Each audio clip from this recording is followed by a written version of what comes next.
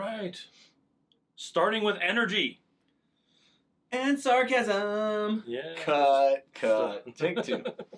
We're starting with energy. We've got 2 games to get through. It's another episode of the RSL Random Fan Podcast. Brennan. Tyler. Brandt. Yeah. Brandt. We beat you that time. Brandt. Brandt. Beat you to the intros.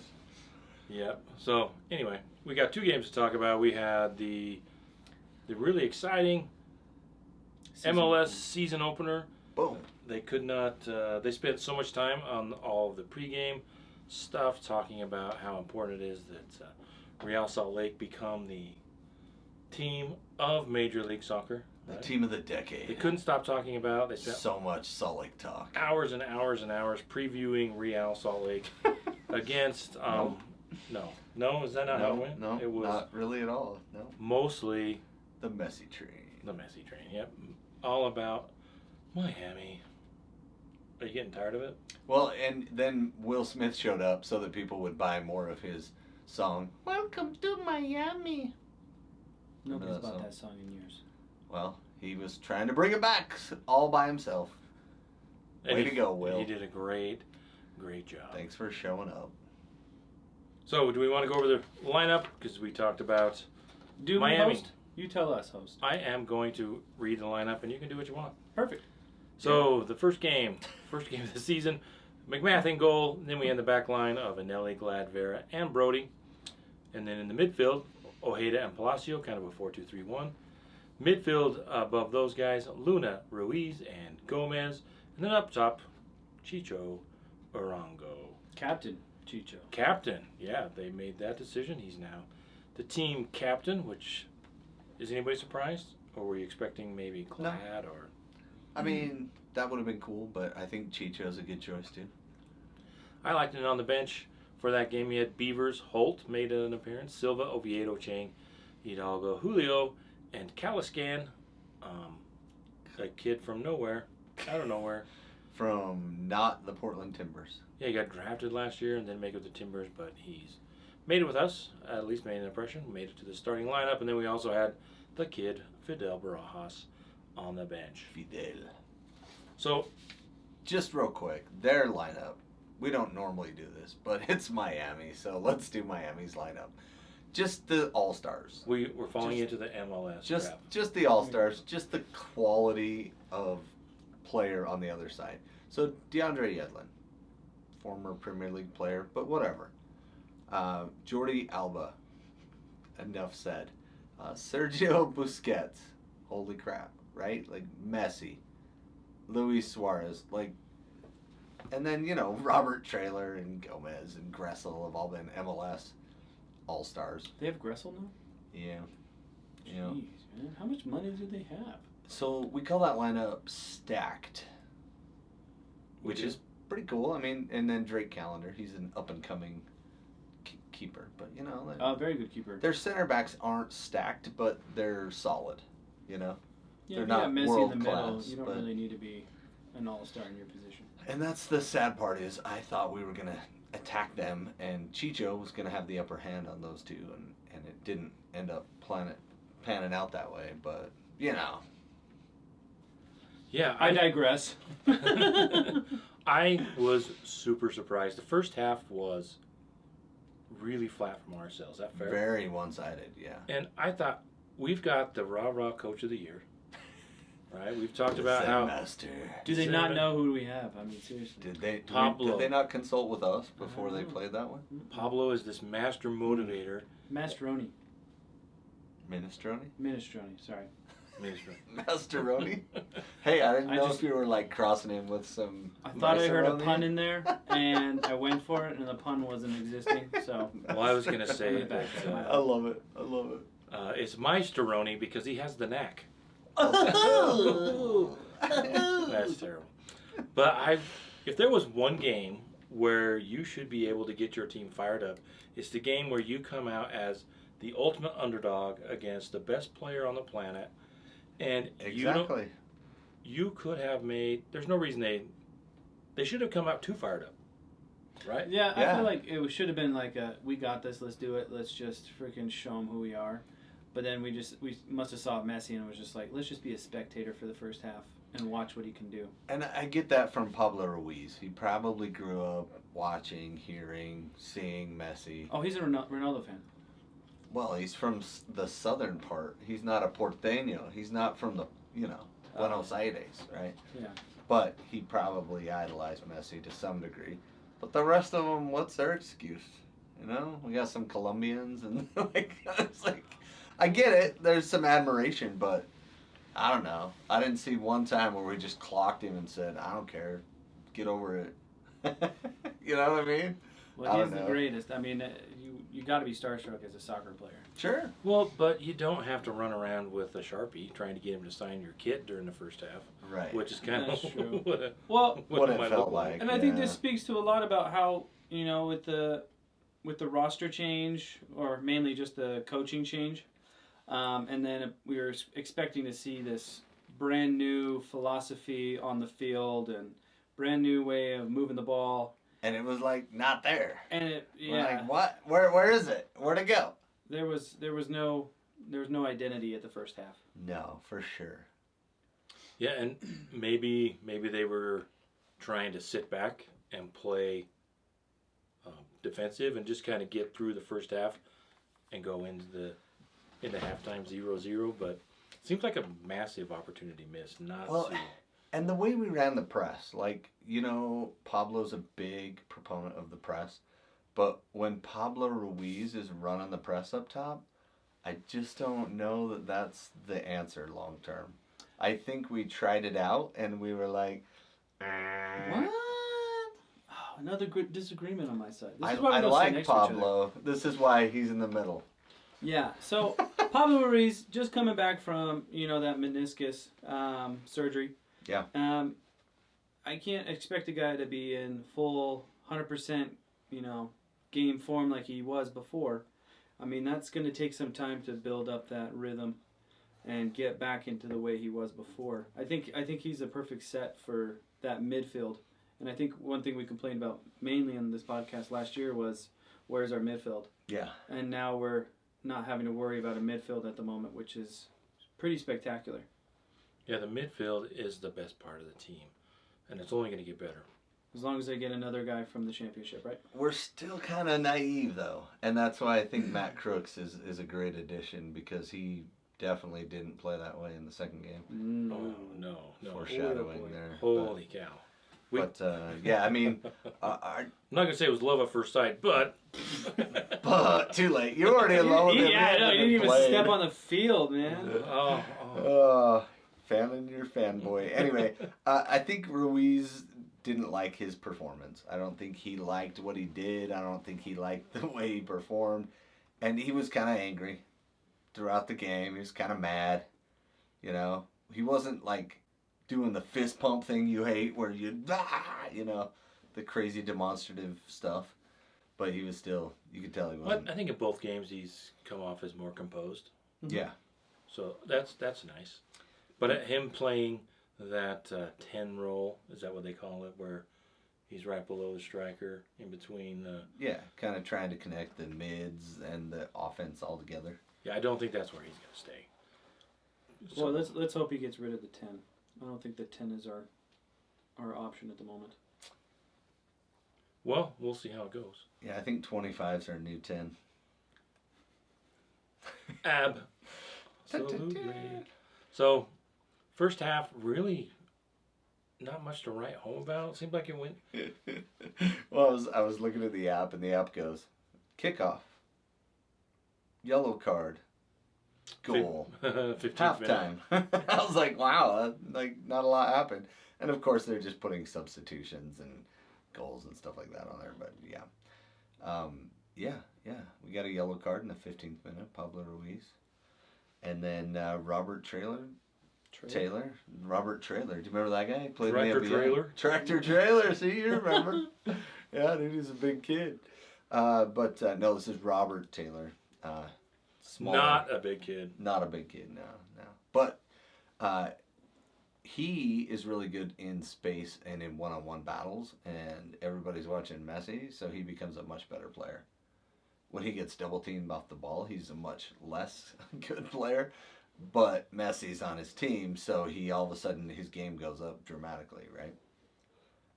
Yeah, and on that play, that goal, everybody looks at the end of the play where it kind of got under McMath, and I'm sure McMath is going to be seeing that one for an incredibly long time, because RSL deserved to go into halftime tied. It felt like it. It was pretty even. I was not incredibly impressed with Miami all the way around in the game. It is tough when you have Messi and he's just going to turn it on and be incredible whenever he decides to. Well, especially that set piece where he pretty much, without Glad being there, that would have been like absolutely top man's perfection. Did you like the way we defended that? Yeah. Wasn't that nuts? A goalie on each post. Yeah. Wasn't that funny? Like, yeah. I was like, what? I can't say, I can't, make a decision about if I like it or not until we do it. And we did it, and it worked. Yeah, and that's a special case. I don't see us rolling that game plan out for anybody else. I don't think so either. Only Messi, right? That's just the freaking specialist. And listening, that was great. Listening to the Taylor Twellman and his partner, was it Jake Piven, I think his name is? Oh yeah, that guy. That guy. I don't know if you know this, but Jake Piven loves Lionel Messi. Really? Could you not tell during the call? He introduced Chicho Arango as Chicho Hernandez. And I was like, you dumbass. I started pulling at the TV. Whoa! I know, kids, plug your ears! Bleep it! Tyler lost it! No, I was pissed. I was like, really? It's like last year when somebody was calling Gomez by his other last name. I was like, really? Andres Gomez, you're calling him like whatever, I don't even know. I was not happy about it. Like, really, dude, you're calling a game, you know this guy's the best player on the other team, and you get his name wrong? Arango Hernandez. Like, it wasn't even close. I wanted to say and tweet or I was not happy about that. Make so many inappropriate comments about his undying love. His undying love and affection for Messi. It was embarrassing. Well, I get it. Most of the people watching are watching for Messi. I watched the LA game. I'm not cheering for Messi, but I'm watching him. You know what I mean? So, like, I get it. Like, that's a big draw in the league. But also, like, You're a soccer fan. Yeah, like, let's see the good soccer anyway, right? But back to the goal. Yes. They got past McMath. That's a fumble. It is a fumble. It was a hard shot. He couldn't get down fast enough and just kind of squirted it underneath him. But the point I wanted to make is if you go back and watch the play, RSL pretty much gave them the goal because they were sitting back. They were trying to park the bus before halftime. That was weird, huh? They let Miami... Did you see how many passes? I counted the passes. Did you? How many passes were there? How many do you think? 7. 4. 29. What? It was a 29 pass sequence. For real? We didn't touch the ball at all? No. 29 passes, the 30th one being the shot. Wow. We sat back and gave them that. They came down, they went down on their left side, our right side. Yeah. Crossed it over to the right side, back up and around and back, and then a couple of passes. One I think was Busquets. Yeah, and Brody got caught out wide and snuck back in, and then... Busquets to Messi, who split Anelli and Ojeda. Yeah. Anelli and Palacio, I think. Yeah, it was Palacio. And then, it was Ojeda and Palacio. But anyway, he split the two of them. And then Messi finds Taylor, and boom. And it wasn't that great of a shot even, but it was just in the most awkward spot for a keeper, right? It's like, do you go with your foot and kick it out, or do you drop down quick? You just have to decide and go fast, and McMath was just a touch too slow on that. Or you just stand there, bend over and grab the ball with your hand, because that's how far it was away from his hand. But he chose to do the dive thing, and it was too much movement for such a simple shot. And I think he just got nervous. I think that was a miscalculation on his part. Yeah. But I counted it 3 or 4 times to make sure I got it right. 29. 29 passes in a row. That's much? Holy cow, man. Well, we would have just taken your word for it. You don't have to check your work. No, it's interesting because I have been doing some research and I've Like that scarf. yeah. You like that scarf? Yeah, looks good, man. Yeah, thanks, man. It brings out your eyebrows. Oh, thanks. Like, really. Really brings out the eyebrows. I didn't even know you had Wow. eyebrows until. And now here they are. Boom! Eyebrows are Glowing gold. eyebrows of gold. Anyway, It's a the lovely teams poem. that typically pass more typically win more. That's like saying in tennis, if you hit the ball over the net and in more, you tend to win more. Not really, because you can pass the ball around and not do anything. You can also hit the ball over the net and in and not do anything. Correct. But it's way different in soccer because you can kick the ball as many times as you want without kicking it over the net. There's got to be a stat out there opponent somewhere where there is more possession in one way and they lose than the opposite, right? Yeah, Like, but passing is different. So possession, sometimes that works, but sometimes it doesn't, right? Especially if you're a really good countering team. But with passes, the teams that pass more are better overall. Isn't that interesting? very interesting. Yeah. Yeah, that's I was reading some deep data. that's fascinating. Tony. Not fascinating. fascinating. It's No, stupid. tell I'm us actually on more. the edge of my seat right now. I know, like I'm sorry, I just put everybody to sleep out there. Well, on speaking the of podcast. stats, I want to bring up a really stupid stat that they brought up quite often, especially in the St. Louis game.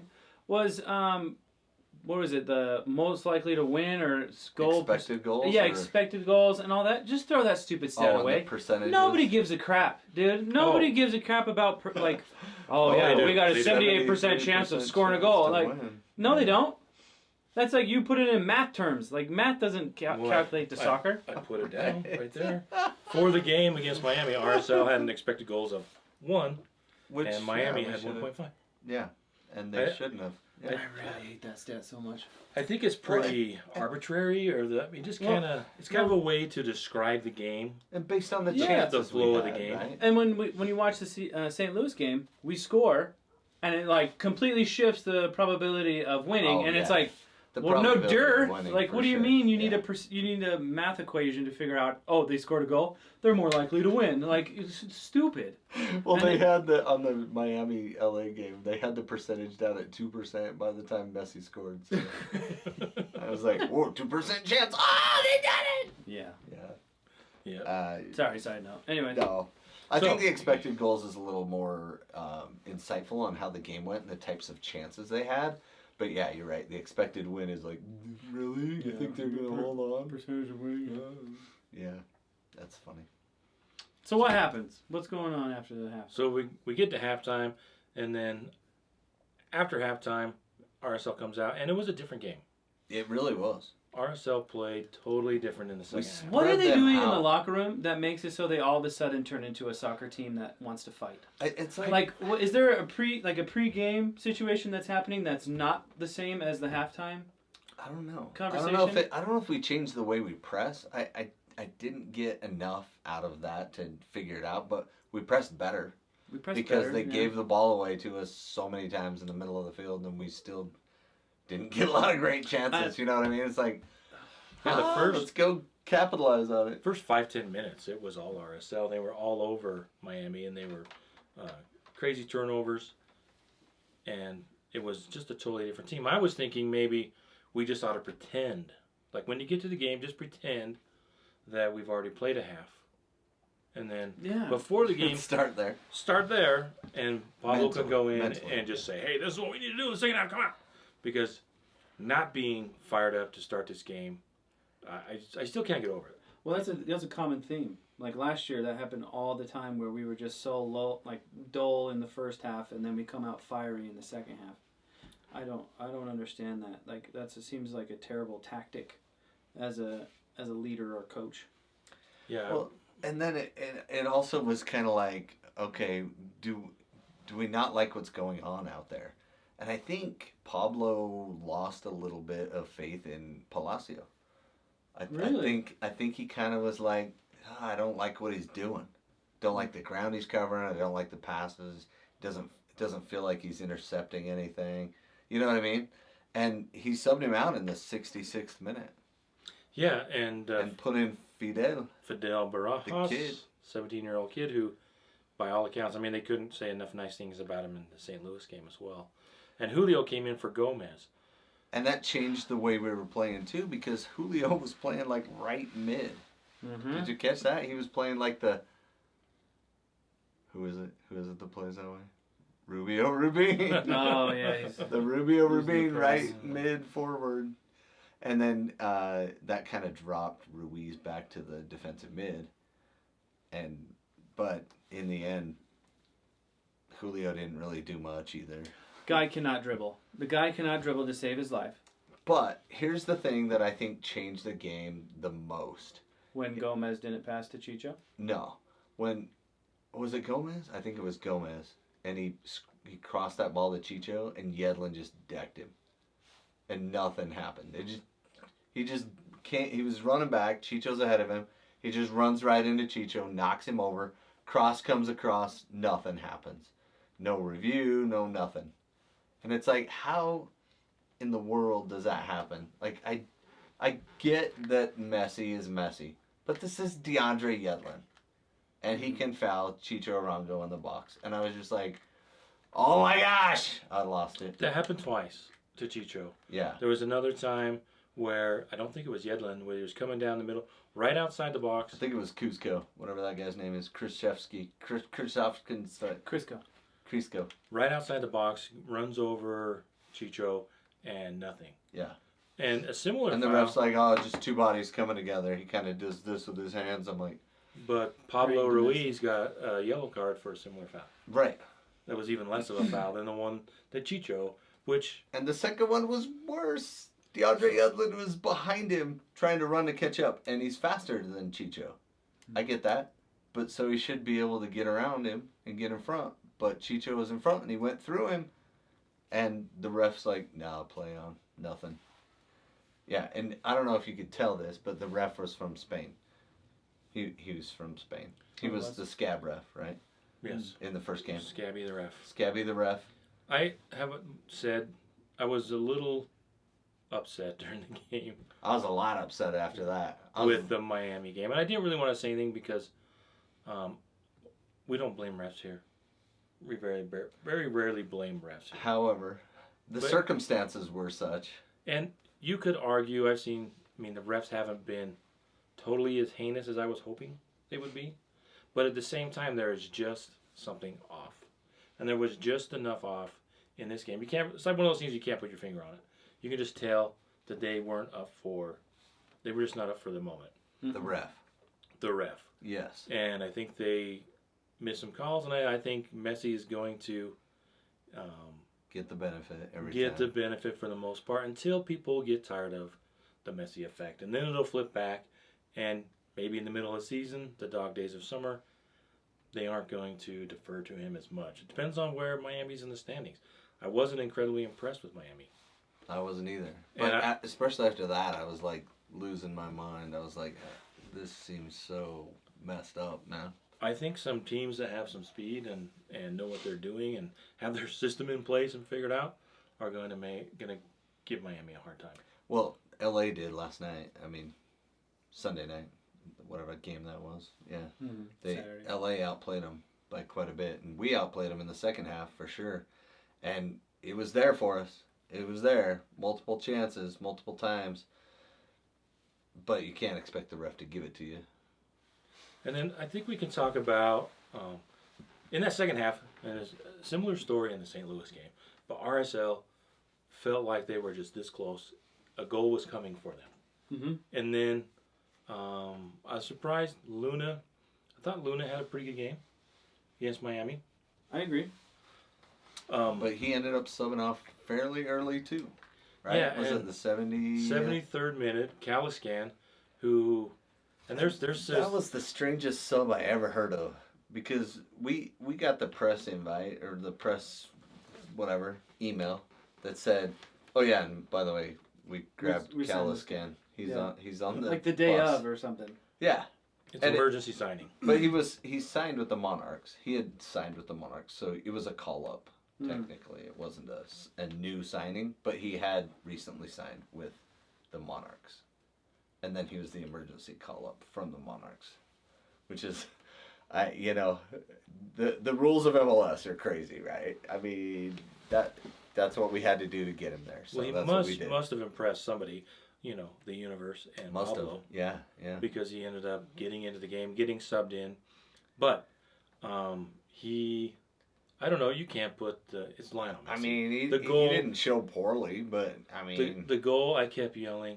It's like foul him, foul him, foul him, foul him. Bring him down, bring him down. That's what I was saying. Bring him down. Yellow card, push him over. Yep. Do something you cannot let. No. And it's watching the replay. Lionel, if you could do it, they would do it. But Lionel Messi is really good at keeping players off him. Yeah. Right. He's been doing it for years. But you have to take the foul there. Yeah. Mm-hmm. You got it. Yep. At least make it difficult so he just can't dribble right through the midfield and then pass it off, because it was a beautiful goal. Yeah. And then once they got that goal, it was just like, all right, night's over. Yeah, Suarez's pass was the decisive one that made Messi's run to the middle all that more impressive. But Ojeda gave the ball away, which is just a fat touch, and he had 2 of those in the game. So, I mean, usually from him we get a lot more grit. We get a lot more ball winning, tough tackling. I didn't see it a whole lot in that game. The impressive part of that goal is Gomez is the one that stole the ball. The guy that scored the goal stole the ball and hustled all the way back, got to the right side, and was there for the goal. So kudos to them. I thought it was a missed opportunity. I really thought RSL had a better shot of beating Miami, simply because it's the underdog story, and you should have your team ready, fired up. Well, it was there. That's what I'm saying. I think the coaching was there. Pablo put them in the right position, especially in the second half, to get the ball a lot and then to go forward, and we couldn't do it. There were 3 or 4 chances where we should have put the ball on goal. Gomez walked in on goal and then just missed the whole goal. You got to take your chances. Well, that was the game where he missed Chicho, right? Yeah, he missed Chicho, and then he also had on that one, sure, but also on the one where he drove into the middle and then just kicked it 6 feet outside the post. Gomez, frustrating. He's frustrating at the moment. Yeah, because we'll get into the St. Louis game, because there's a lot of Gomez a lot of Gomez in the St. Louis game, but he's frustrating, and I think I decided that maybe I'm just going to focus on the positives with Gomez, because it's so easy to get focused on the negatives. Yeah. The negatives being that he doesn't know he has teammates out there. He holds the ball too long. Wait, you were there? You were there? I'm always here. I play center forward. Where did you come from? When did you sub in? When did you sub in? But his decision making is still not there. But at the same time, his talent is undeniable. So maybe focus on the positives. The talent. The talent is there. Yeah. And not just get focused on the negatives. But so we ended up going down 2-0, but by all accounts, we were done. Well, I think a draw was. Looking at the expected goals. For me, the stat that was what told the game was 17 shots for RSL, 15 for Miami. Shots on target, 8 for Miami. So more than half their shots were on target. We had dose. And one was Brian Vera. And it was from about 40 yards out or 35 yards out. Almost caught him napping. Well, if Brian Vera leads our team in shots on goal, there might be a problem. Because we did score on the header too, right? Yeah, Chicho faded offside after that. That was tough. But, I don't know. You still have hope for RSL after this game. Oh, sure. Yeah, and I don't think it was near the scoring. It's funny. I look at Google sometimes and they put the fan ratings on there, and everyone on Miami was 3.6 or higher, and a lot of them were 4s, and everyone on RSL was 2.6 or lower except Is Chicho. that out of 5 or 100? Oh, and then even McMath was 3.0, and he let that goal sneak under him. So, you know what I mean? Like, and they didn't differentiate Anelli from anybody else. Anyway, I thought he locked down that right side pretty good in this game. Mm-hmm. I thought he Got to did. give huge kudos to Nelly. Yeah, he did really well on that right side. And not a horrible defensive display, honestly, for what Miami can do to teams. We shut down Suarez for most of the game too. I mean that he's always a threat getting behind people. Yeah, it looks like he's limping a little bit after that Oh, LA you game. think? He looked like he was Yeah. in pain. Yeah, I'm surprised he stayed on as long as he did, but whatever. No, not our problem. So, any final thoughts on the Miami game? Could have been a better fight. Yeah. Definitely a missed opportunity, I think. Only one offsides. Did Julio even play? He was playing midfield, that's what I read. Anyway. So, should we go to halftime? Let's go to halftime. Halftime. Is there a button we push? That one. Bam. Bam. Chacon!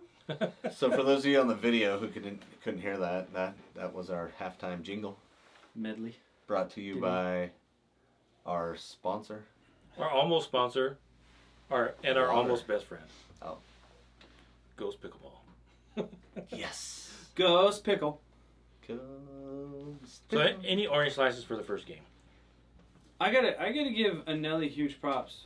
I think that guy coming like second year in the league, being a draft pick last year, this guy is just so good to have on a team. I mean, he makes last year Jasper, or the season before that, look kind of average. I think Anelli is such a great signing for us. Yeah, and kudos to Brody for kind of laughing at the whole Messi kicking the ball over him while he's pretending to be hurt. Oh, I know. practice cone, bro. I mean, he did get stepped on, to be fair, but it's his hand, right? Like, Well, I thought he got fouled before. No, did he get fouled. fell because he got fouled. Yeah, he And got. then Right. fell down. and then he got stepped on. Yeah, he was fouled. The guy kicked him, And they didn't call it. and then he got stepped on. Didn't And then call he it. got chipped. And it wasn't like he was faking it. He came up and you could It see was kind of funny, actually. cleats on his hand. Yeah. No, but if your hands hurt, you can still run around. You still get up. He did. I know, after the play was dead. He should have just grabbed the ball when they chipped it. You're right? That would have been funny. So what about you, Tyler? Any orange slices for the first game? I would love to give some, but we were so poor across the board. Everyone in attack was lackluster at best. I didn't like the way Palacio and Ojeda teamed up. I didn't like the way Ojeda gave away that ball at the end. It's hard to give an orange slice, but I guess Glad, I think, was the most consistent throughout the whole day in Miami. He didn't have to save. Yeah, and he was good. He was really good. But yeah, that. Yeah, I think you guys Rough. covered it. I think Anelli and Glad might have been the best part of that. I'll give everybody an orange slice for the second half. For There you coming go. out, Okay. showing up finally in the second half and making it a game. But it did seem like RSL that the field was tipping in their favor. They're going to get a goal, and then they turn around and one bonehead mistake, or maybe not even a mistake, Miami capitalizes on their opportunity, and boom. It's 2-0 in the end. It's like when you're a kid and like the first half you're playing uphill, you know what I mean? And then all of a sudden you change sides and you're like, we're going downhill, guys. I can run We so got fast. downhill this time. I'm faster. Kick it ahead, man. I'll be there. West United. So, yeah. So I think that's it for Miami. I don't think we'll ever go back. no, No. Messi's there. Once that's what I mean. Messi's gone, we'll be there every year. Yep, we'll have a trip to Miami every season. Just so you guys know, people at home listening, kids if you want, we don't play every East team every year, right? So this is the first time we've ever played Inter Miami, and they've been in the league 4 years. Yep. And one of those was COVID, and they have lots of reasons why that happens, right? But in the end, you're supposed to play the East teams every other year, and the West teams you play twice. So we haven't played Miami. There's probably a reason for that. And I heard Colorado is going to Miami as well. So they're not going to any altitude at all. I think it While was Messi's. David Beckham. I don't think he liked Utah. Not to put that out there, not to start a rumor, but Hey, I don't think. he was good to us when he showed up, right? Well, I don't think there's enough Lego here for him. Legos? Yeah, he loves Legos. Oh. Yeah, he spends a Spends a stays up lot all of night time playing, Legos. putting together Legos. Oh. And not the little ones, the big ones. Oh, okay. Well, yeah, if you have that much money, why are you playing with the little ones? Yeah, he- that's a he's good like point. he built his whole house out of Legos. It's amazing. Wow. It's incredible. I don't So- even know what we're talking about. Let's talk about the next game, huh? Shall we? All right, well, let's get to it. So after that, But we still have energy. We're coming out with energy again for the second game. It's like halfway home. I'm not talking about us. Yeah. No, I'm saying like we got like halfway home from Miami. St. Louis, is that about halfway? Kansas City, maybe it'd be halfway. Either way, one of the two would be halfway home, right? So, starting lineup in St. Louis, and this was on Saturday, 6:30 p.m. Mountain Time. Any other stats we don't need to know about? So, McMath in goal again. Yep. I think I was kind of surprised. I thought maybe they might throw in Beavers, but Give him a game, maybe. give him a game. But I'm a huge McMath fan. Backline had Hidalgo at right back, and then Gladvera and Brody. Nelly moved up to the midfield with Ojeda.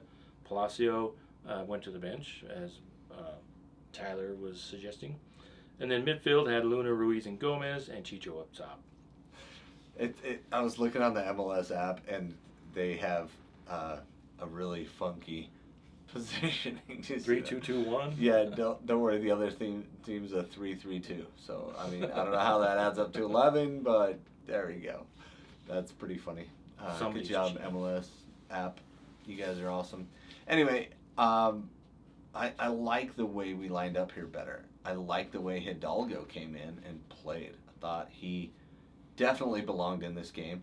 And remember, for you guys who don't remember at home, St. Louis is a kick 'em, chase 'em, push 'em around kind of team, right? If you ever played a team like that, maybe they were named the Rowdies or something similar to that. The pushy punks is what another team we played was called growing up. No, we made up lots of funny names for the other teams, but yeah, if their whole like identity is, yeah, aggressive, yeah, let's go, come on, determination, let's win this, like you know, and they're just running as hard as they can, going in all out every tackle. Like playing Bill and Ted. That is St. Louis. Big people. They were really big. They tall guys. are giant. And they never foul. Oh, no. No. Absolutely. Even when they run people over, they're like, that was soft. They come from the Peter Vermees school of playing. Knock 'em over soccer. But they Knock 'em, are sock 'em, soccer. they are a well-built team. I love the size. What was your guys' expectations starting of the game? I was expecting that St. Louis was going to come out and get on top of us and just go crazy because it was their home opener. And then looking at it, they also played on Tuesday. We played on Wednesday. They played on Tuesday at home. So that kind of takes that excitement down a little bit. Mm-hmm. And they beat Houston 2-1 in their first CONCACAF game. Yeah. So I was still expecting this to be all of the energy on their side. And I was expecting them to jump all over us the first 15 minutes.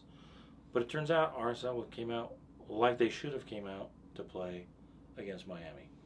And I really enjoyed this game. I thought it was back and forth all game. Both teams were pressuring at times, and it just went back and forth. Well, one of the things I really liked about this was the way the referee handled the game. I know. That's what I said. Right? Yeah. No, I thought he handled the game well. He called fouls that were fouls when they shoved us in the back and kicked us in the heels. He called it. And I was like, nice. Way to go, ref. Way to step in there and man bun it up with the rest of them. Yeah, it wasn't too bad. Like I said, there was just something a little off. We need to get the pro refs back to PSRA. Didn't they have pro on their thing? They did because pro was locked out the union PSRA, Professional Soccer Refs Association. So these were the Junior Varsity Refs Association? No, these are JVC? these refs came from way down. A lot of them came from all over, college refs and stuff. But they didn't do a bad job, but there was still just one of the things that you notice They didn't is organize the game very well. the Or players. maintain the game very well. I thought he did an okay job. I don't think I there don't was think he anything did horribly missed or anything, and No. he called a lot of fouls. I thought it was fine. Yeah, I don't think it was too bad. But at the same time, there's still something wrong. Mhm. Still something Yeah. off, and you can sense it. And I think if they don't get it fixed, it'll start to build up. So you end up with like the calls you had in more calls like the ones you had in LA. Yeah. Where the second yellow was An air ball. The guy nowhere totally missed near. it. But that's a different game. So Yeah. excuse me. I thought the game went back and forth, and I thought the first half was really good. I thought it was interesting that we did have some chances. Gomez was all over the place. Up and down the right side. He couldn't find Chicho to save his life. No, man. he knows what that guy looks like, right? He would send in the crosses, and Both games they played were in yellow, so like we should have figured that out. It's like a right? highlighter running around in there.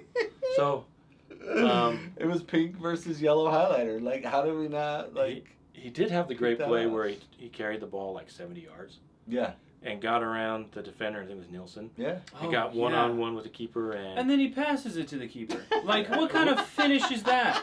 it was he didn't. There was no power.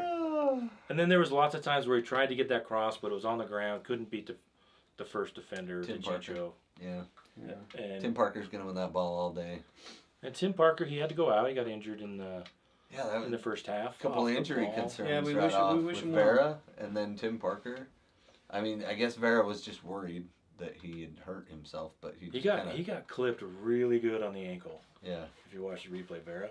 yeah. Yeah, he got cleated pretty good. So And they didn't yellow that guy that did that, did they? no, No. no, maybe, well, no, it went because they Poo Poo got That guy was such a whiny player, man. got a yell in the 24th minute, but Vera was early on.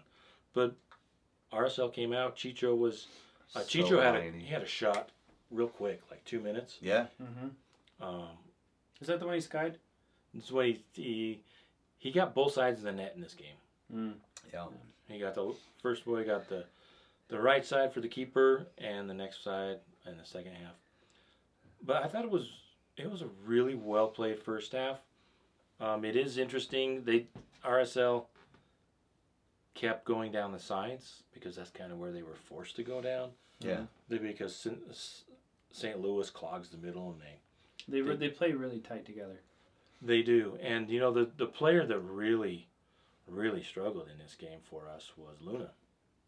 He had nowhere to go. He couldn't find the ball. We couldn't find him to give him the ball. And when he had the ball, he couldn't go anywhere He with it. couldn't go anywhere. Yeah. So he really did struggle. And I think in the two games, he had probably the worst performance. And he probably would say that. Yeah, and I don't know if it's not necessarily that it's the worst performance or it's a horrible performance. It's just Not up to the standard Ineffective. ineffective. Yeah, he yeah. just could not find the game. The game couldn't find him. Those guys are trees in there. I mean, Well, and also, he's gotten a lot of publicity as of last year, so now he's become more of a target for every team we're going to go see. They're going to, be marking him a little bit tighter than everybody else. And I think Crooks, the addition there, might make it so they're looking at that tree trunk and going, and then Luna it frees him up a little more. But Crook has some eyes, man. He knows. Well, Right? he's got. I mean, obviously he's looking over everybody, but he's got such a great vision, and he's a good runner. Like that guy is quick for a guy 6'4". Like that's insane. I think he's taller. Really? he may be. I think he's taller than 6'4". He stood up to Chicho, and Chicho was like on his collarbone, and Yeah. I was like, oh, like he's got when they celebrated, I was like, "Whoa, It's like, dude!" what?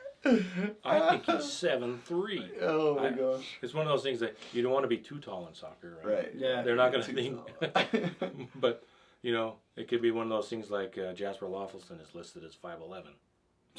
What? Yeah, that guy's 5'8" on a good day. So Yeah. it's like those high school kids that, oh, I'm 6'2". Yeah, yeah, yeah. You're 5'10". Yeah, you can barely touch the net.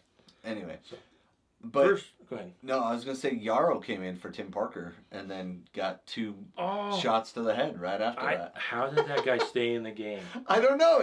I thought he was gonna go out for protocol. Precaution, yeah. He got hit in the neck. Like he went up for a header, and he went to head it, but he missed it with his head, and it hit him in the neck.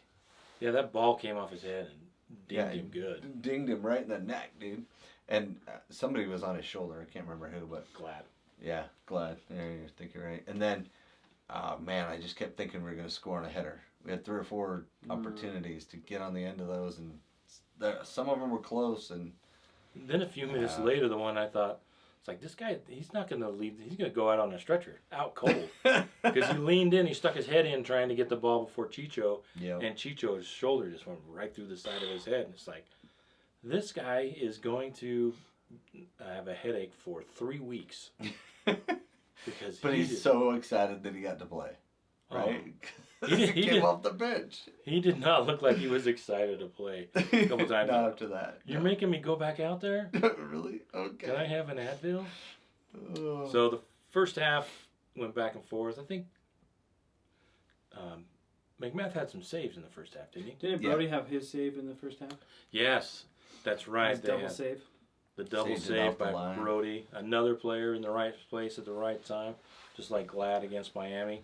And Brody looked a little more at home, but guys, like he's not a left back. I know that he's jumping in for the team, but why is Oviedo there if he's not going to play left back? Yeah, it's just to be on the road trip and fill out the roster. Because we heard he was in and out of the lineup and maybe recovering, but like Brody is not the answer at left back, guys. No, Brody's not really the answer at left back or right back. But with how stout we're becoming as a team, Brody is going to be an Achilles heel for most he's going to of the be season. on the bench. I mean, Yeah. I think with both Anelli and Hidalgo playing as well as they did, I think Brody's third at right back now. I don't know. I There's something.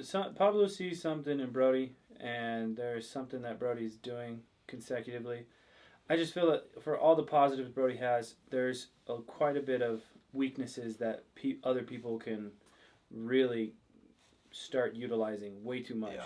And it makes me feel uneasy every time it goes to his side of the field.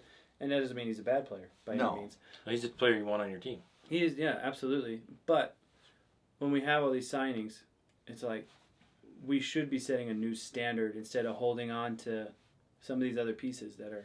Where would we be? Here's a question. Where would we be if we still had Aaron Herrera at right back? Oh boy. Where would we be That's with He Brooks? He didn't have a good attitude though. I mean, Brooks Lennon did. He was really super competitive. Brooks Lennon, I think, but is the captain Atlanta for Atlanta. overpaid for him, which now he's like, the captain or something down there. I think somebody said he's All-star, right? Brooks Lennon's the captain on Atlanta, and he just hit his 200th game milestone in MLS.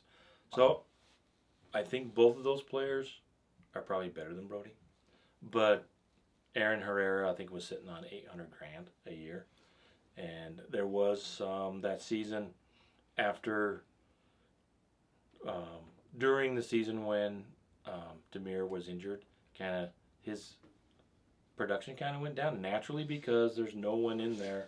Oh, he was lobbing balls to nobody because nobody was there. Well, they were there. They were there. We just couldn't see them. Lobbing the balls But that's what I really don't like about that. Like, we're gonna get rid of a guy because the person that like connected the goal into the goal isn't there anymore. Like, that guy's still doing the role he signed up for. He's still producing. He's still a great defender. And we're just going to toss him because we don't have any other pieces that can head the ball in the goal. And I think he struggled where... Is he in D.C. now? Well, so he went to Montreal last year. And then he's in D.C. And they kind of agreed to disagree. You know what I mean? Mm. So, yeah. Now But he did get he's an in DC. assist in D.C. in the first game with D.C. Guess why? Because Christian Benteke plays for DC. He's a target forward, and that's what he's good at getting the ball to, right? It makes sense. So I do like Andrew Brody, but I do think that if you're going to rate the positions, that right back might be the weakest spot. We could be wrong. Could be another like Gomez. Let's focus on the positives and not the negatives. Well, and I love Brody too, but he's not the kind of player that wins the ball. He's the kind of player that pokes the ball away. And for me, as a coach and as a the way I want my team to play, I want ball winners. I want guys that'll get in there and get physical and win the ball and then turn hold on and to that run ball. it up the field. Yeah, Like both and have Bodie the ability to orchestrate and afterwards. Nelly do. I think that's a huge missing piece for Right? Brody. I think Brody is he's great at his initial role, but then once the thing shifts and now we have the ball and we're moving the ball up, Brody is not a good passer overall. I mean, he's good, but he's not great. He doesn't have a through ball. I've never seen him skip a line. He's only done one section at a time. I remember one time he did. Really? In Moose against the Mexican club at stadium last year, remember? That's right. Straight down the middle of Moose. Mm-hmm. Yeah. So Moose finished it off. Once. It was that second goal of the goal we scored right after each other, right? Yeah. I was like, Brody, he never plays that ball. Anyway, but yeah. And I think normally he doesn't play that ball. But also, if we didn't see a Nelly in a right back position, I still think we would have been like, oh, Brody's doing his job. He's good. But now that we've seen a Nelly produce a lot of things in the right back and also in the midfield, it's kind of like, why are we doing this? Why are we having this role change so significantly? Yeah, and Hidalgo held down the right side against St. Louis pretty well, I thought. Mm-hmm. And he's a bigger guy too, and so I think because of that, he's more of that, get in there, get physical. And when you have guys like Joao Klaus, who's both German and Brazilian at the same time somehow, and he's huge. He's huge. Thorson is huge. Thorson towered over Hidalgo. Well, And Hidalgo's a big kid, and that Thorson is bigger than him. And then that Adrian guy. Adinaran? Oh, dude, Adinaran is such a good player. I would take him on our team. Oh, yeah. They stole him from Seattle. It's almost like they don't know how to play with him, though. Oh, They couldn't get him the ball for the longest time, and then all of a sudden they just lob one out there, and Vera gets too close, and he shrugs him off, and... that dude is a mountain. He's 6'5", going up against... And he gets behind defenders so quick. Oh, my gosh. Yeah, he's so fast. before we get to that, first half, 0-0, which was probably where it should have been. Deserved. Mm-hmm. Both teams played well. I enjoyed watching this game. Second half comes in. Matt Crooksy, the tree, comes in, and you realize, I guess I'd call him a tree too. That dude is tall. Yeah. Yeah. And so he gets in the 63rd minute, comes in for Pablo Ruiz, takes the spot that Tyler was talking about, that 10 kind of, but he ends up out on the wing a lot. Moving in and out, doing a lot of work. What were your first impressions? Well, right off the bat, he gave us an opportunity. Yeah. Like, he came on the field, and we almost... Who did he pass to? I can't remember. He passed to somebody, and I was like, wow. Julio. It was Julio? Julio Luna, I don't know. He was combining with everybody. It was already like, wow, that's a fantastic level to see right in the middle. And it seems like he's going to be just a massive piece for us moving forward. That's the first thing I noticed. Number one, he's good on the ball. Number two, I love players that know where to be in the field. Yeah. Where to go. You can see he's always looking to see, where am I going to fill this position? Where do I need to be? Where are we? That's what you like to see in every sport, those kinds of players. A wide receiver that knows when to stop his cross across the field instead of running into a linebacker. Basketball, same thing, finding players that know where to be. He just has that, and he's not afraid to run. He was looking to be open and available for his teammates. And, wow, if we get a few more players like that... Oh, that's a classy guy. Wow, that is going to be incredible. Well, and one of the things that I thought was great is how he combined with everybody, right? Yeah. Right even on the goal, it went from Bodie to Crooks to Luna to Crooks to Rongo, right? There was our 6-7 passes, whatever. Well, also, his pass to Arango... Oh, is away. Off the outside foot and outside of the foot. Through. I mean, realistically, you don't see MLS players doing that style of a pass because it's so, trap the ball pass, and that's what I really loved was Luna did a back heel, and then Crooks didn't even touch the ball yet. Looked where Arango was, side foot to him, and I'm like, that's what we need. That's what makes soccer so beautiful. And if he keeps up like that, somebody's going to be right about team MVP. I'm just Somebody? Well, I know. Somebody? Somebody? Who? Somebody? Chill. Hello? But I also, know it's but also, 30 minutes. if Chicho didn't have that delicious first touch either, Oh yeah. that Yeah. wouldn't translate into a goal. That was delicious, wasn't it? It was It honestly. tasted so sweet. And the poise he had, he looked at the goalie in the eye, was just like, "You're not touching this," and it wasn't even like he kicked it really powerful. It just went, boop. No, it was great because you could tell he was setting up for that far post shot, and Chicho could tell he wasn't set, and so he's like, "I'm just gonna shoot it now." Boom. Yeah, Or he so just good. Punched it past him. But- That was great. To dwell on the negative a little bit, There are no negatives. there needs to be a memo or just like a friendly reminder that when you score a goal, there will be retaliation. Like there will be a push to make it even. Oh, the other and team's gonna step it up. And Is that it's what not you're like saying? it's not like they're downloading their emails on AOL.com. It's going to happen immediately, Oh, really? and we need to prepare for that. They're not on Right away. AOL. They're on America Online. America Online, yeah, Same thing, but a little earlier. dude. Like I just don't understand this. They It's- whip out their CD. Look at this. They how pull many out times? their Netscape. How and many they- times last season has this happened? We score, and then we get lackadaisy and act like, oh, we're so good we scored. Boom. A little too often. The interesting thing about, we can move on because they always say, what's the first 5 minutes, the next 5 minutes after a goal are the most important? Yeah, absolutely. And- Just to make sure it stays. 5 minutes after the goal they scored. But to your point, 79, 70. Vera, the first went one-on-one with Andrin, A dinner end. Adinaran. And Adrenaline. His name is Adrenaline. he went one-on-one with Adinaran, and he won that battle.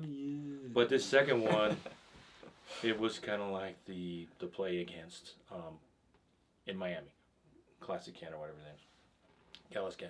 You got to make the foul. He missed the ball and he missed the foul, and he just kind of. Well, he tried to body him like he did it a couple times He prior. can do that against almost anyone. And he wanted to body him, but Adinaran actually got in front of his body, and that's what allowed him to run in front of him. And he went doink, fell off, and Yeah, then pushed him forward, Yeah. and he was strong enough to hold up and keep And- running, Realistically, I don't really fault Vera for that. I think he makes a good play at a one-on-one situation.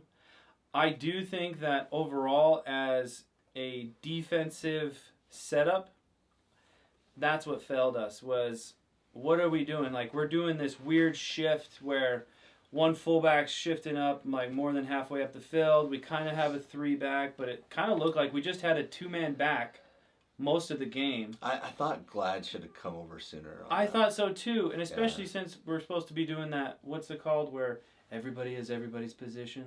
Oh, Total Football. It's like if that's the case, you see somebody one-on-one, you're gonna move your butt to help. Yeah, and he came over at a weird time, and Oh. all it did was block McMath from being able to see Well, it till later. Well, that's what I understand. He has McMath on inside, and Glad is setting up super far inside. So like, strange. why aren't you covering far post? Do you know what I mean? Like that was like one thing. Like I was literally watching it. And I'm like, dude, why aren't you scoot over, over? And he just plants like where the goalie should be setting up to cut off the angles, and he was easily able to bend it around. I mean, that was super frustrating, but I think that's the kryptonite with our system at the moment, and I don't understand the defense side of things for us at the moment. Well, I do think Vera could have taken a better angle and maybe tried to stand him up instead of trying to get in there with him. Yeah. Because he's quick. Yeah, and kudos to him. That's such a good signing for them. Like that's a fantastic They got him for player. Seattle for like $100,000. That's it? Gam. Wow. Yeah. Whoa. Yeah, they got a steal. That would be amazing. Well, 'cause- they did pick up our guy. They got Moose. They got Moose. Their uniforms still suck. From the back, they don't look bad, but their stripes, they're Did they get rid massive. of the They're Bruce nasty. Lee uniforms this year? No, they're still there. But that's a Oh. third kit. Yeah, no, it's second. That's their second? Their primary is the Their green. primary is the That with the 1990s blues. green and blue. Since we're taking a giant right turn, Okay. big left turn on kits, I did watch a little bit of the LAFC Seattle game, and I have to say, they still look like pajamas, but the colors are nice. They're baby blue shorts. Not. They're they baby have blue. baby blue No, shorts. the baby blue shorts with the green shirt. That's what I said. From the back, it looks okay. If you're watching But when you this, come around the front, this guy, they got these pins. this these guy stripes suck. loves baby blue. Okay. Like everything you've ever shown me, you're like, look how cool this is. I like It pastels. has a blue in it. Blue. Like the kid, I don't have that. Your favorite Adidas? What color are your favorite Adidas? Oh, they're blue. Like everything, yeah. So if it's white and baby Adidas blue, Superstars. yeah, you gotta Got the black ones on right now. The affinity for that. Yeah. No, I think from the back it looks good. They should have done without the stripes. It would have been clean and The great. size of the stripes, I think, is the issue. Yeah. Yeah. Mm-mm. Yeah, but I feel like Don't Adidas make went good with like a throwback of the '90s era I with guess. most of these kits, Yeah. and I think they failed. Anyway, back to the game. So And we're back. It's 1-1. Durkin has 1-1 been now. subbed in for Lowen. It is the 82nd minute. Oh yeah. yeah, and then this really was surprising to me. Why didn't Julio come in? This game was screaming for Julio earlier, wasn't it? Yeah. He same. So 86th minute, and to be fair, 86th minute. the subs last season were Late. they got away from the late sub. Same thing and- last year though. Yeah. Same No, thing no. last year. The first 10 to 12 games, we saw 85th and above subs. But for the majority of the season, they were subbing a lot earlier. Yeah, Because we didn't complain about it. Yeah. absolutely. 60th, 70th minute, we were doing something. But I think Julio coming in with Crooks in the 63rd minute, that might have been a better move. But that's And after the outcome. 86th minute, you got Julio come in, and then Barajas came in for Luna, who did not look happy. He's probably frustrated that he could not find the game. And then Oviedo for Hidalgo, who was cramping up in the 90th minute. Well, and Barajas didn't do anything in this game. He did better in the second half of the Miami game, but he couldn't find his spot here Well, in St. yeah. Louis. What are You we only doing had- to help him though? I mean, I don't know. Yeah, sometimes you got to go get the game. And he's a kid, so maybe he doesn't understand that all the way yet. You know what I mean? Maybe that part of your game Well, develops. We had a the little same later. issue with Luna. Luna was doing something amazing on the U20s, and then in our system he couldn't work. And now I feel like Barajas is going to run into that same issue. Well, some of it is your competition, right? These are big, strong men pushing you around now, versus before, it was the JV team, right? I mean, Those little Argentina the guys. USL guys, right? I mean, it's the USL, you know? Well, I thought you were talking about Miami. No. Little talking about both. Argentines. Argentines. Those little Argentines that are like the best soccer players who ever lived. Yeah, Yeah, those guys. those no, guys. no, I'm talking about the guys in the USL, right? No, 'Cause I that's don't. where they both came from. So I don't really have an issue with Luna. You're going to have those games, and yeah. There was a breakaway in the St. Louis game, Oh my gosh, Where- dude, Arango was away. and then he And- got outrun by Ruiz, Ruiz. and Luna gave up 20 yards in. Did you see Yeah. that? It's like, Well, and they caught Ruiz. We didn't get a shot off, dude. That was embarrassing. and Luna, if you watched that play, he was out on the right side. After they got past him, he just kind of started coast because he could have got himself into the play. Yeah, But that's he looked what like you he do. was. You run up the field so that when your guy gets shut down, he can turn and lay it off, and you're right in line to tap it in. Yeah, so I don't have a. It's know, the unselfish run that I think Luna struggles with. I don't know if I Whoa. agree with that because I feel like he did a lot defensively. He came back. Especially the first half. First half, Luna was all the way back on the box, and he stopped a very promising attack. Like 3 of them came together. Luna was the one who won it, and Well, then let me change the way I said that. His unselfish running on offense. Maybe. well, I think what was asked of him was he's gassed. He's not necessarily in the play. Everything else leading up to that play has been nothing has come of it. So it's very hard to be like, okay, am I gonna gas myself out for an opportunity that I don't even believe in, or well, those are you gotta believe in it. well, Pablo needs to have a quarter mental talk to everybody. So I'm not trying to bag on Luna. I think he just couldn't find the game because there was no room for him, and RSL spent They want to go down the middle more often this season, from what they're saying, but they spend most of the time hitting the wings because that's what, as the commentator kept saying, the switch is on. And had Gomez been in the game and had been where Luna was, maybe he's there and we have a tap in. You know This was before that, though. That's what I'm saying. Yeah. If Julio was there. Oh, Oh, said Julio, yeah. Sorry, yeah, what did I say? Gomez? Yeah, Gomez. Yeah. I think, Julio. I think Julio should have come in with Crooks. That might have been a good move. He might have just disposed it by the post, though, too. Yeah, Julio did have an opportunity that looked really good, and then, as the commentators pointed out, maybe that might have missed. That wasn't even. It wasn't quite saved off the line. It was more like saved off the 6. So It's like, almost an own goal, but we ended up getting a corner. And it was an exciting game. I enjoyed it. Even as we got into stoppage time, there was 8 minutes of stoppage time. It went back and forth. RSL had a couple of corners, and Matt Crooksy was in there. I thought we were going to score. And then it flipped the other way. I thought, oh no. Rojas was taking those corners too. Yeah, I noticed that. But the thing was, I noticed like this game and the last game, our crosses were super floaty. Like they weren't that driven ball that we were getting accustomed to the last, Put 6 Oviedo games. in to take those corners at the end, right? It was not. Drive that ball, son. And it almost looked like on purpose we were trying to do a 2-touch to goal instead of a single touch. Like that ball comes in, redirect it, and then somebody else put it in. And I honestly, that's like one of the worst ways to do a set piece in my mind. One of the first ones in that stoppage time, I think it was. They didn't even have a guy on Matt Crooks. And I thought, oh, he was outside the box. Drop it in there. Drop it in there. He's standing there. He's standing there by himself. Send it out there. Do like a sideways kick or something. Well, I think it's funny because a lot of people don't know this, but you're kind of a big guy. I'm kind of a big guy. Me and my brothers are pretty big. But you can't.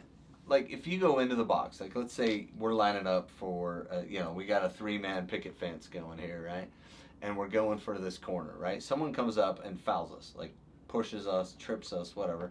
As long as it doesn't escalate to the point of a yellow card, it's not a foul because the ball's not in play, right? That's why if the ball goes out of bounds, you can kind of just shove people.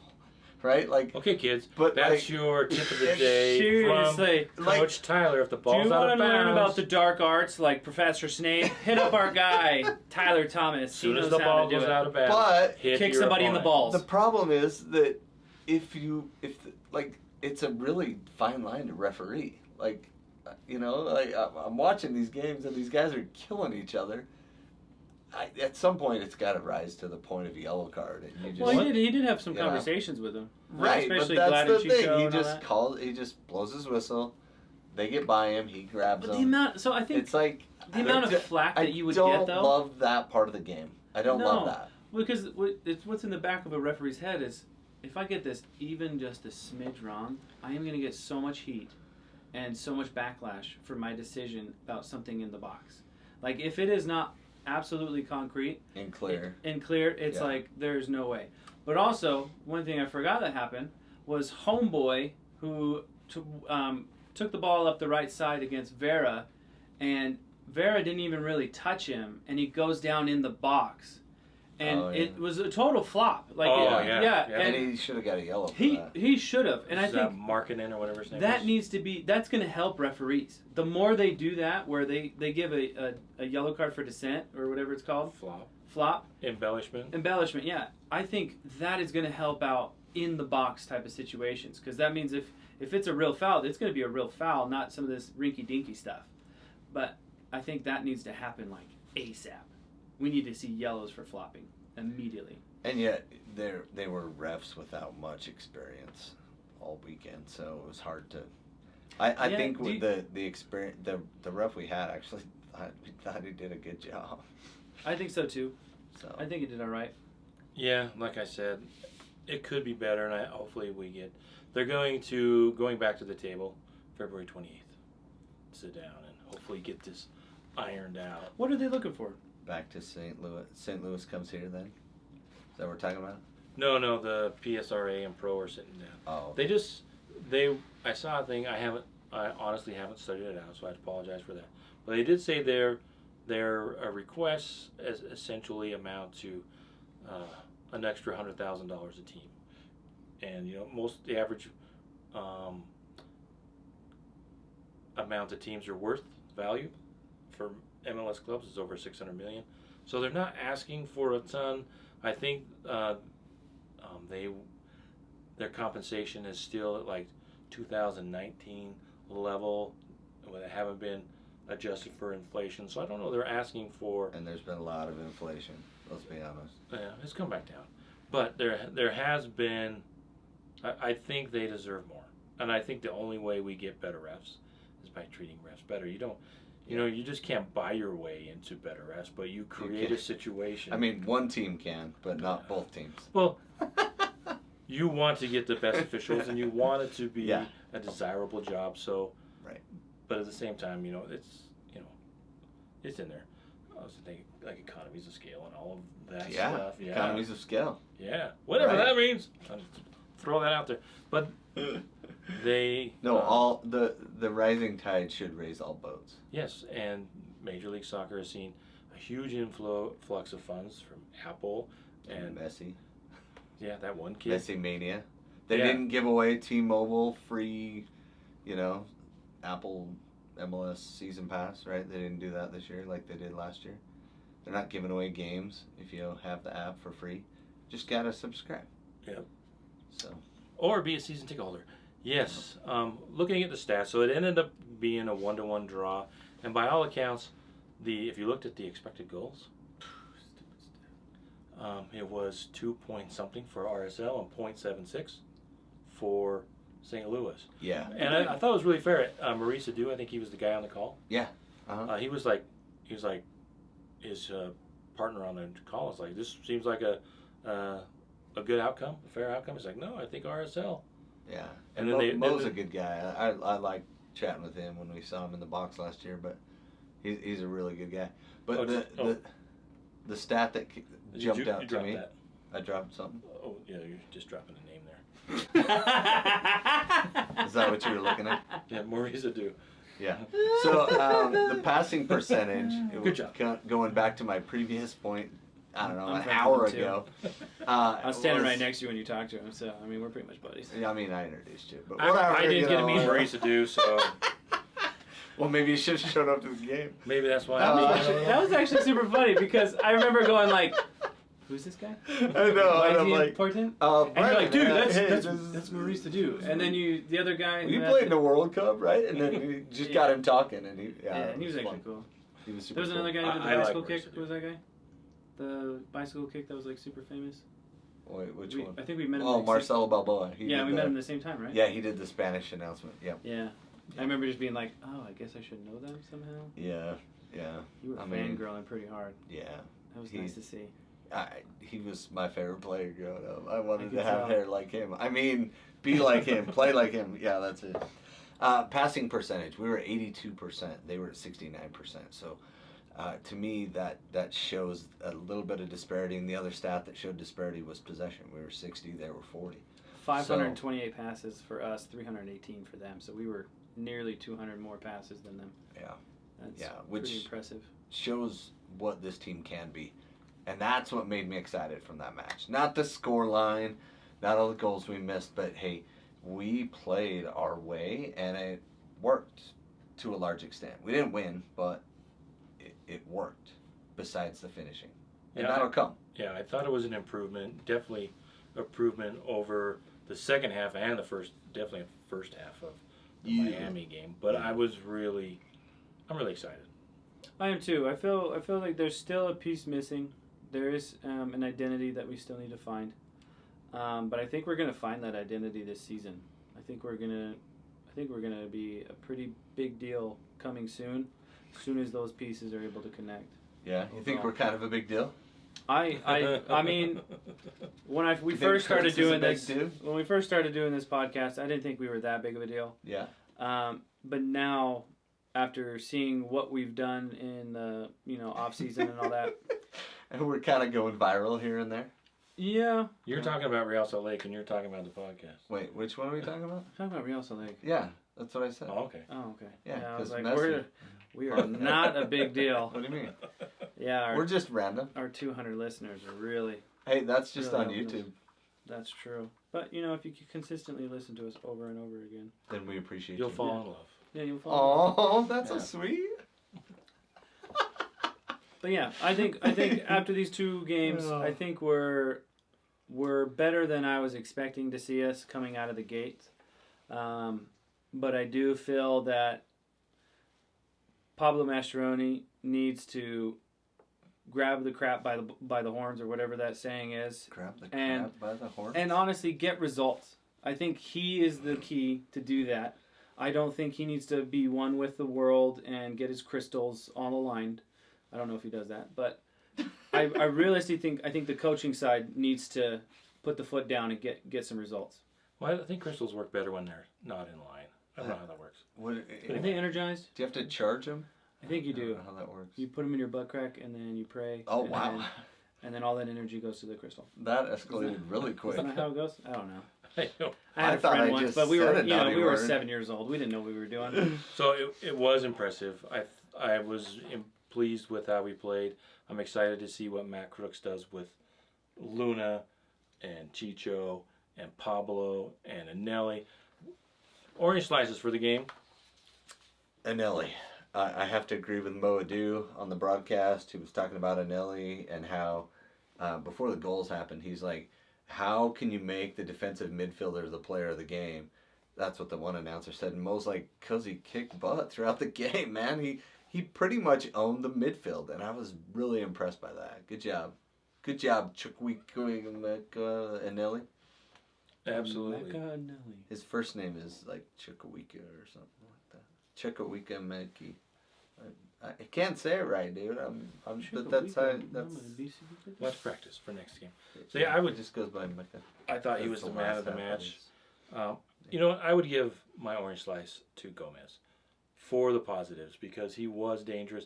He came out. He had better crosses in the second half than he did in the first half, Mhm. and I will offer my orange slice to Andres. Oh, it's Nice. Chukwumeka. Yeah, that's what I said. Chukwumeka. Oh, that's cool. Yeah. I like You didn't that. realize that? Why doesn't he doesn't go by Chuck? I'm gonna totally Let's call him start calling him Chuck. All right, so Chuck has the ball in the middle. Chuck it to me, Chuck. So, you have an orange slice for the game? Orange slice. I don't know. Honestly, I would say Anelli. I mean, that's pretty much a given. You can have two if you want. What about the goal? You want to go with the Rongo? He played pretty well. Do you know who I would go if my second place would be? Yeah. McMath. Oh, Zachary, huh? I thought Zach, he stopped several plays by being that sweeper keeper. Sweeper keeper. Yeah, in that's the a back. good point. He Yep. played well. Yep. And you can't fault him for the goal. Yeah, there was No, one it was point not where him. he was to the halfway line to stop a very good counterattack. Yeah. Yeah, I agree with those. I think Anelli McMath for sure. Yeah, I can't say enough about Anelli, man. Yeah. What a fantastic player. Yep, yep. He's really stepped up. No sophomore slump for this kid, huh? No, that guy works.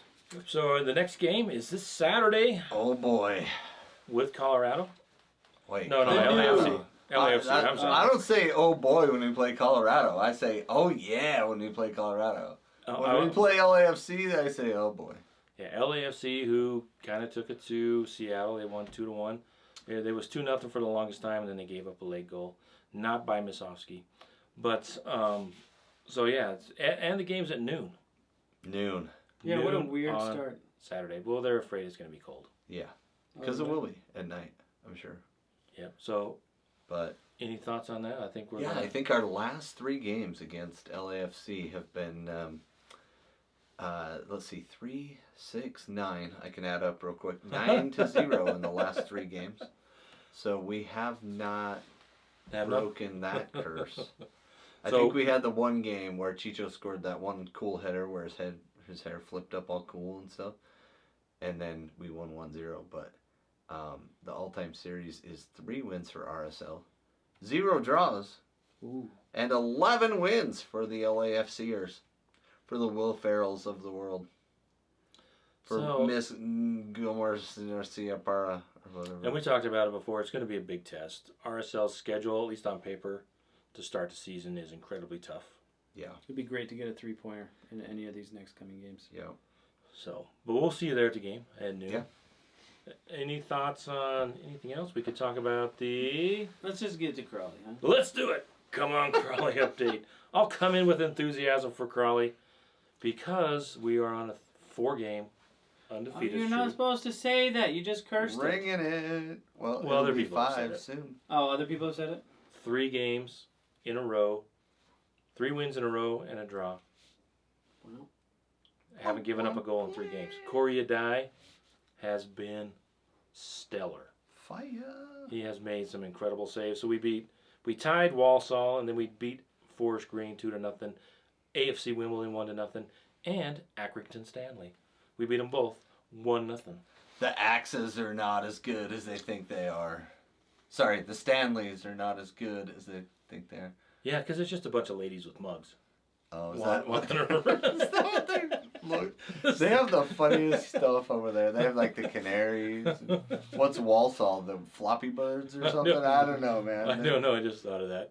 The flappy birds. Yeah. There's some blonde ladies that are like yelling at you. But I did want to bring this up. Wrexham.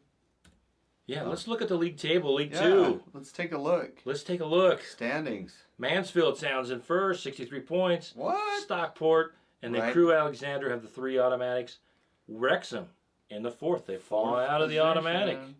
They're in the playoffs. But MK Dons. I mean, they have a game in hand too, so they could be right up. But there. where's Crawley? Oh, let's see. Keep going. Oh. Wow. Really close, they're though. in Whoa! 8th. 49 place. We have worked our way up to 8th place. 2 No points. dropping this year. And if Wrexham had done their job and beat Gillingham, Seriously. we'd be in 7th, but Gillingham pulled off the win. Of course, they have Glenn Morris, the cat innkeeper. I did notice that. And, man, he made some staves. You want to... Some staves. Those are a lot of You staves. should see the saves. That Saves. that little The savings he Staves made. and savies. The staves That and little- savings. Gato just took them all He out. knows how to use his coupons. So, yeah, RSL. Not RSL, but Crawley Town. Crawley Town, Those are- SL.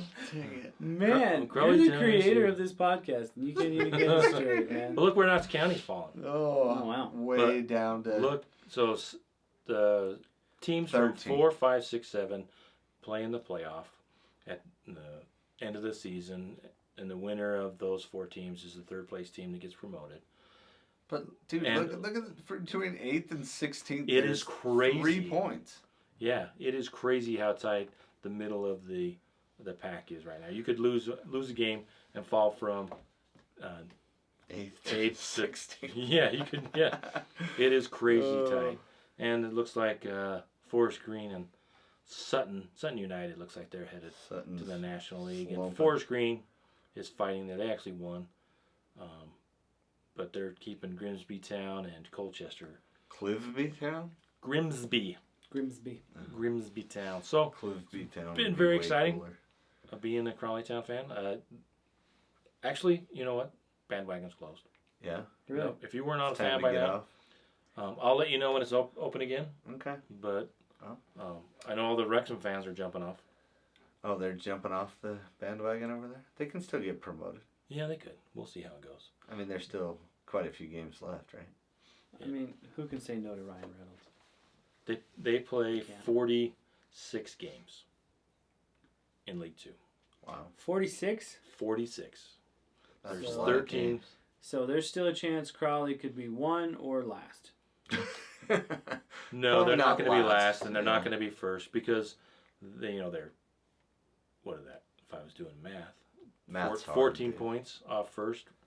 Yeah, there's first, second, third's probably gone, but that 7th place, 6th or 7th, they're still in play there. Mm-hmm. So exciting, playing some exciting football, and they play beautiful football. They play team football. They possess the ball, and they're really in a good form right now. So anyway, that's my exciting news. I know you're all just waiting to hear. Yeah. We were on the Dying. edge of our seats. Yep. What about you guys? So Arsenal did some good stuff. They beat Burnley 5-0 on the 17th.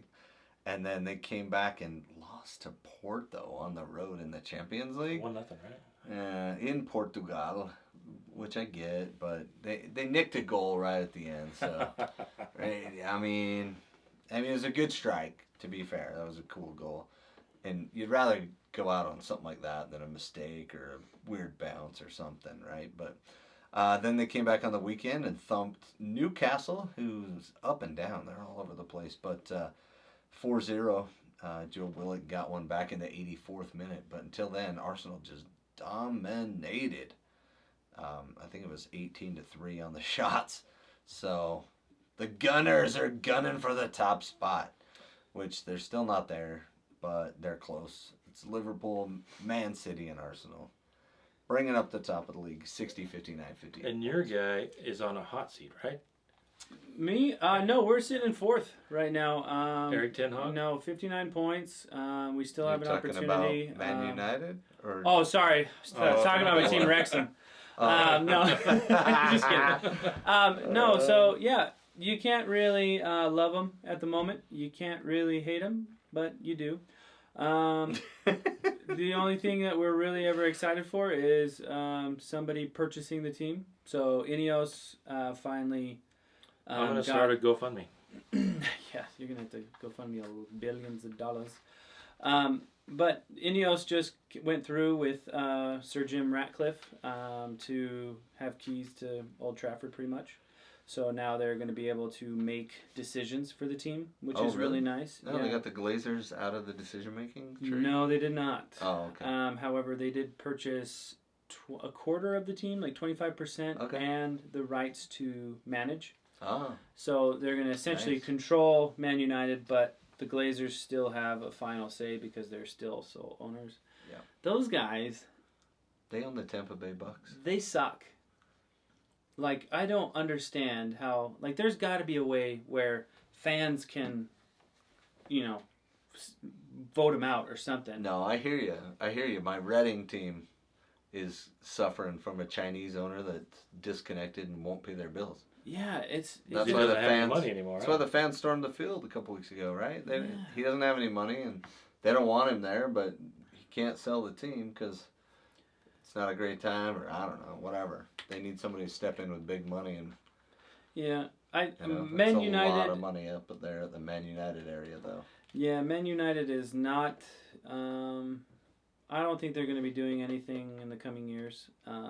With the Glazers being so a part of the team, they've made such terrible decisions, and I think Eric Ten Hag is a okay manager.